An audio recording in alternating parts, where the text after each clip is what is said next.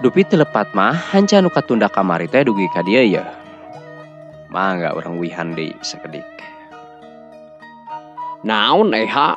Eta si Mimin teh reuneuh. Teu salah kitu ieu teh. Nah saha lalakina cenah anu geus kumawani ngarurujit ka anak aing. Atuh teuing bapana. Justru kami oge ieu teh keur bingung. Kitu tembalna BEH di waktu harita. Nya satuluyna mah eta mangkarya nuluykeun deui caritaanana.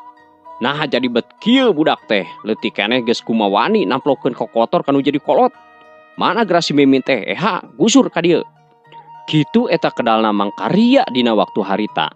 Ari Nyi Mimin nu aya di jero kamar teh manehna jol ceurik ngabangingik sembari nangkep tuur sagala cenah. Manehna bingung naha bet jadi kieu. Jeung kudu kumaha teuing kudu kumaha.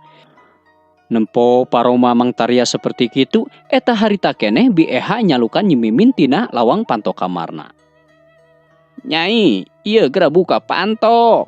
Tu Bapak laing nyalukan, butuh buru ieu geura sampeurkeun. Kitu eta pamenta BEH waktu harita ka Nyi Mimin.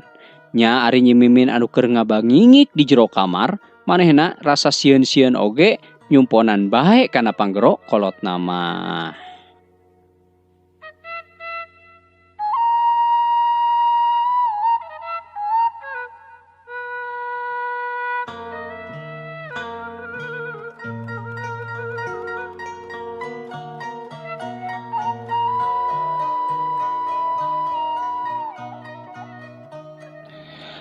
Ari sasingkatna ieu carita, harita teh Nyi Mimin geus aya di hareupeun indung bapana.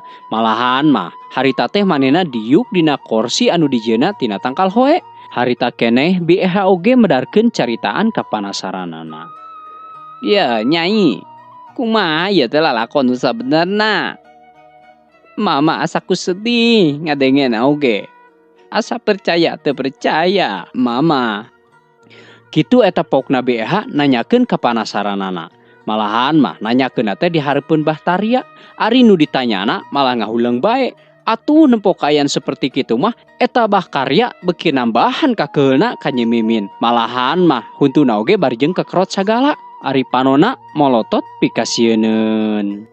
Sok atuh Mimin sia teh, geura jawab lain jero bae. Dasar siapa jadi anak teh nu pikasebeleun. Peprihin mulang tarima atuh ka aing teh. Cing atuh tong sok ngawirang-wirang nu jadi kolot. Nah sia teh yang modaran nu jadi kolot atawa kumaha? Kitu pokna eta Bahkarya bari jeung meak-meakeun ka Nyi Mimin. Ari Nyi Mimin nu ditanyana beuki bingung wae naon anu kudu dibejakeun ka indung bapana. Nya nu akhirna mah eta Nyi Mimin ngajawab saguluyurna. Pokna teh kieu cenah.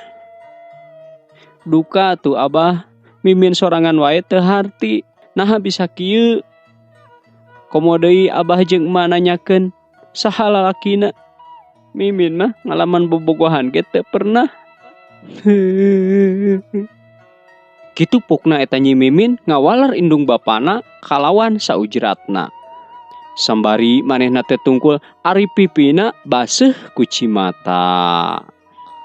Ngadenge jawabanana seperti kitu, eta Bahkarya harita keneh beuki murka bae ka Nyi Mimin teh. Atuh sadar teu sadar eta Bahkarya teh harita keneh jol ngajenggut buukna Nyi Mimin sambari manehna teh nyarita anu nadana tarik pisan. Nah si lain teh nganggap bodoh ka kolot teh Mimin. Lamun lain ku lalaki atuh ku saha deui? Piraku maneh reuneuh ku angin. Kitu kocapna mangkarya waktu harita. Sambari beungeutna oge geuneuk mareukmeuk da hawahing ku nafsu kapegung. Ari BEH nempok kitu teh manehna ngagabruk Nyi Mimin sambari cumarita. Geus ya bapana, geura istighfar anguran mah. Bisi kadenge ku batur. Teu sanggup kuring mah mun tatangan nepi ka teh mah arapaleun yen si Nyai teh keur ka kandungan. Mana ting wirangna urang. Kitu pokna eta BEH ngaleuleusan amarah nu jadi salakina. Teu sawios Mak. Wios antepkeun bae Bapa mah. Da tetap kedah kumaha atuh abi teh nerangkeunana, sedangkeun abi sorangan oge teu apal.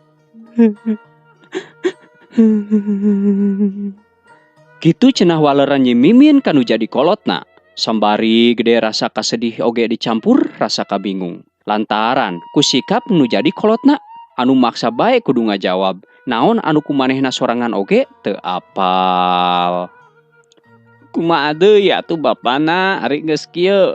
Kudu dikumahakeun atuh ieu si Nyai teh. Piraku kudu dipiceun mah. Da si Nyai teh lain sato ieu. Kitu pokna ceuk BEH kalah balik keuheu kanu jadi salakina. Kusabab eta mangkarya teh sok ngagampengkeun bae kana sagala rupana. Wah, dewek mah teu hayang nyaho. Bohongan saha atuh teu bisa ngajaga kanu jadi anak. Naon wae atuh pagawean si laing teh. Menika boga anak goreng lampah oge, menika teu kapalire. Kitu ceuk mangkarya bari emosi ka pamajikanana. Anu geus dianggapna taledor ka Nyi Mimin. Atuh sajongjongan mah kabeh oge eueuh deui nu muka carita. Alatan nafsu kapegung, ari Nyi Mimin tetep bae manehna mah ceurik, malahan mah beuki narikan.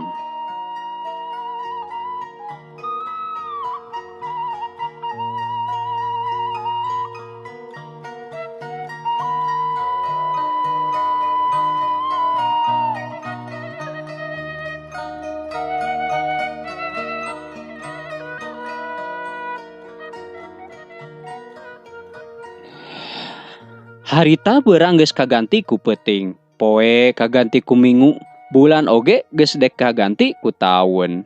Sasingkatna ieu carita teu karasa cenah eta kandungan Nyi Mimin teh geus cunduk kana bulan alaeun. Sakira wanci pas sosore eta Nyi Mimin teh keur pupuringisan di kamarna sorangan. Beteungna karasa nyeri ayeuna mah, cangkeng oge geus karasa panas. Sajiga-jiga eta budak teh dek sabrol-broleun. Beuki lila asa beuki nyeri bae anu dirasa ku Nyi Mimin teh. Atuh kapaksa najan era-era oge eta Nyi Mimin teh gegerowan ka indungna.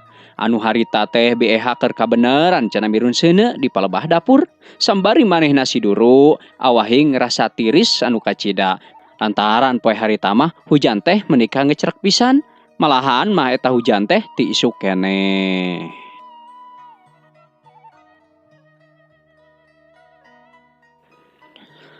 Ma, kadieu ma, aduh, Gusti Nu Agung, kumaha ieu kuring ma. Kitu eta nyalukanana Nyi Mimin ka BEH waktu harita. Ari BEH teh ngarasa kaget manehna teh lantaran ngadenge anakna nyalukan ku nada anu semu katunggaraan. Atuh teu lila deui eta BEH teh gura-giru asup ka jero kamarna dek nepungan anu jadi anakna. Aya naon ye Nyai nyalukan ka emak? Boa maneh mah geus karasa beuteung. Tuh Gusti Nu Agung ik bapana eueuh deui. Kitu kocapna BEH waktu harita. Manehna dilanda ku kabingung lantaran bah karya nu jadi salakina harita teh keur eueuh di imah. Nempo kaayaan Nyi Mimin anu beuki dieu teh beuki ripuh bae, eta BEH harita beuki bingung bae. Lantaran manehna dek kitu kumaha, dek kieu oge kumaha. Manehna bingung pisan ku pilampaheun. Nu akhirna sajongjongan mah manehna ngahulang jentul jiga nu keuna ku tenung. Kitu cenah baraya, mangga atuh ayeuna mah urang ngaso heula.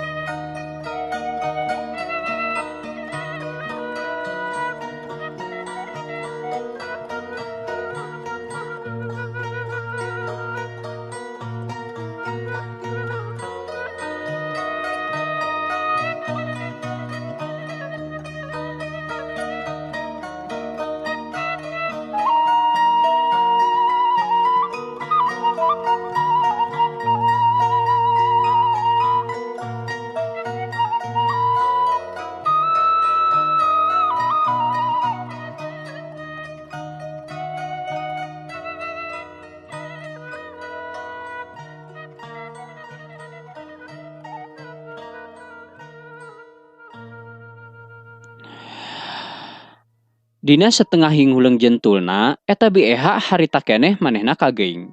Lantaran cenah manehna ngadenge sora anu pupuntenan di pelebah panto dapur. Atuh harita keneh manehna ngorejat geuwat nyampeurkeun. Gancangna ieu carita eta panto dapur teh geus dibuka ku BEH. Manehna kacida bungaheun harita mah lantaran anu pupuntenan teh cenah teu aya lian nyaeta Ma Emeh. Ari Ma Emeh nyaeta salah sahiji paraji di lemur eta. Duh, kabeneran, Mak. Bagea teuing. Tudungan, itu si Nyai geus karasa abeteungna. Kitu medarna eta carita BEH ka Ma Emeh teh. Ari harita Ma Emeh jeung ngaunggeukeun bae sirahna. Malahan mah bari seuri nu eueuh soraan nembongkeun huntu anu kacida rohengna. Henteu loba deui carita, eta nu duaan teh jol langsung bae anjog ka kamarna Nyi Mimin.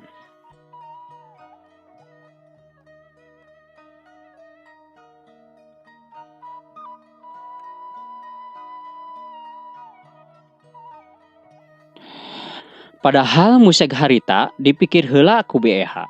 Eta maparaji teh apal ti mana mun Nyi Mimin geus karasa beuteungna. Salianti imahna anu rada jauh, atuh ku logika oge geus kapikir ari imah maparaji teh kacida jauhna ti lemur eta. Komo deui kaayaan dina waktu harita teh keur hujan kacida badagna. Saha nu dek kabejaanana? Meureunan geus kitu we caritana. Ayeuna mah urang caturkeun bae carita BEH jeung Ma Emeh anu keur aya di jero kamar Nyi Mimin.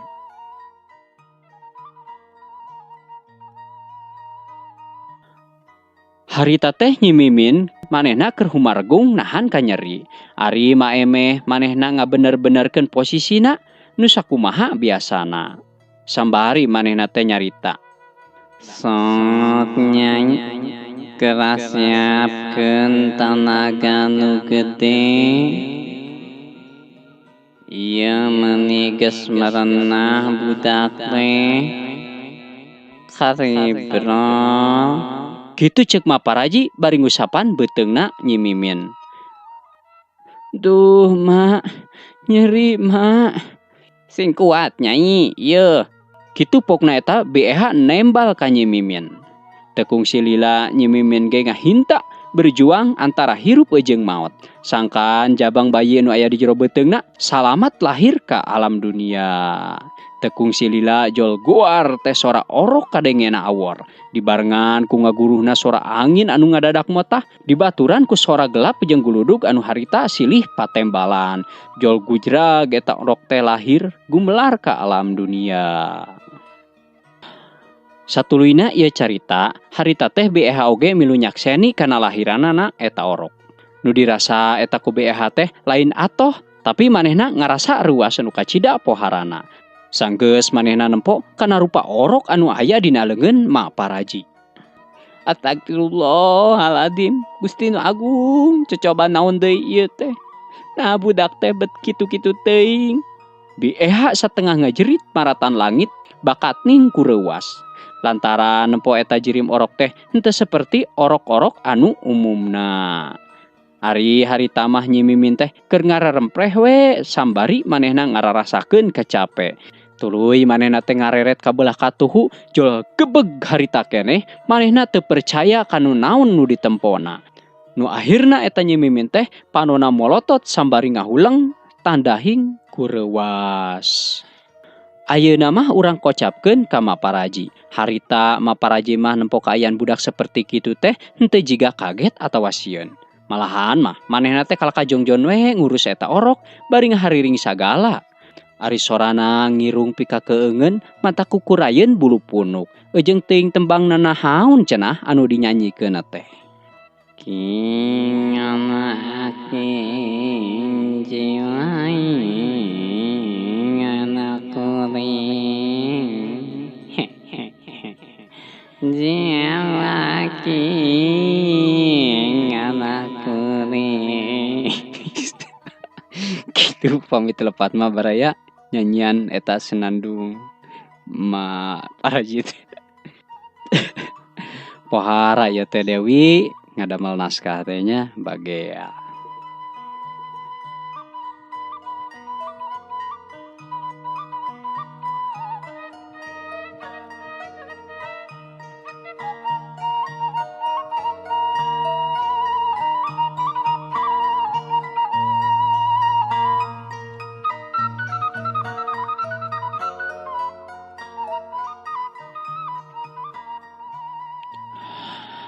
Kacaturkeun di luareun imah, harita hujan geus mimiti raat.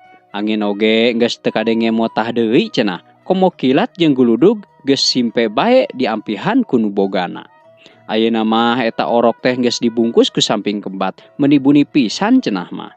Terus eta orok teh digolerkeun di gigireun indungna, nyaeta Nyi Mimin anu masih keneh molotot kosong.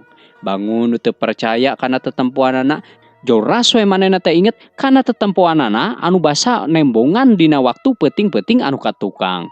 Jol pirigidig harita keneh manehna ngabirigidig sambari manehna malik nukangan eta orok anu dilahirkeunana. Sanggeus beres kana tugasna, eta mah paraji teh rek balik cenah. Setengah teu sadar oge, eta BEH jol ngaunggekeun bae. Bari jeung manehna teh teu ngomong naon-naon. Seolah-olah bibirna teh kakunci cenah. Atuh harita keneh leos mah paraji teh balik ningakeun eta patempatan sambari manehna nembongkeun paroma nu pikasieun, malahan mah dibarengan ku seuri anu matak pikakeungeun.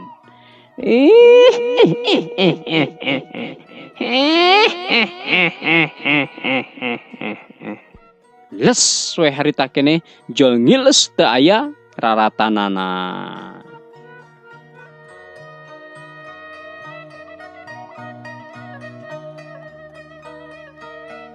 Dina sakirawan jam 8 peuting, harita teh mangkarya datang. Malahan mah harita teh bajuna meuli jalali brug. Awakna mencicit lantaran manehna kabulusan cenah. Nempo kaayaan salakina seperti kitu, eta BEH jol bae ngasongkeun anu kanu jadi salakina. Tapi eta paromana BEH katempona teh jiga setengah teu sadar. Nempo budi pamajikanana seperti kitu, eta mangkarya teh teu loba deui carita. Jorap bae manehna nampanan anu dibikeun ku BEH teh. Tuluy eta si anuk teh ku manehna dipake ngagaringkeun sirah jeung awakna. Satuluyna ieu carita, harita teh mangkarya geus beres ngagaringkeun sirah jeung awakna. Tuluy manehna teh medar caritaanana ka BEH. Yeuh, mana? Kunaon aya si laing kalah hulang-hulang kitu? Lain atoh salaki balik teh. Ieu mah kalaka mere budi anu pikasebeleun deuleu. Kitu kocapna mangkarya siga anu ambek. Lain kitu bapana. Nanaon teh, si laing masuk saudon wae ka pamajikan teh. Kuring teh ieu teh masih keneh rareuwas. Bisi teu percaya mah tuh tempo geura. Si nyai geus ngajuru. Kitu pokna eta BEH sambari manehna nuduhkeun ka kamar anakna. Heueuh, kutan si nyai teh geus ngajuru ayeuna mah. Ari budakna awewe atau lalaki mana? Hatu tempo we ku sorangan matak naon, lain nanyakeun bae ieu mah. Kitu pokna eta BEH nembalan salakina. Sok sanajan harita teh mangkarya teu panuju kana jawaban pamajikanana, tapi manehna teu loba omong deui, nya manehna teh ngolecat bae ningakeun BEH. Manehna muru ka kamar anakna nu harita kabeneran kasampak Nyi Mimin teh keur ngagoler bari nukangan eta orok. Ari awakna katempona endag-endagan jiga nu keur ceurik. Atuh ketayep harita teh mangkarya ngadeuketan orok budakna Nyi Mimin. Terus simbutna dibuka lalaunan, berang-berai nempo beungeut eta orok, mangkarya harita keneh panonna molotot semu kaget. Ari napasna ngahegak dibarengan ku Ratug Jajantung. Tah, kitu cenah baraya carita Sunda anu judulna Getih Siluman, karya Dewi Samudra nu aya di bagian kedua. Mudah-mudahan ya dongeng teh singajantenkeun pangbeberah kana manah, oge panghibur kanu susah tur kanu bingah. Kitu nya. Sareng insyaallah hari ya dongeng teh kusim kuring bade dilajengkeun deui dina bagian anu katiluna. Panginten dina danget ayeuna mah dicekapkeun sakitu wae di akhiran ku doa. Wabillahi taufik wal hidayah. Wassalamualaikum warahmatullahi wabarakatuh. Bral permios.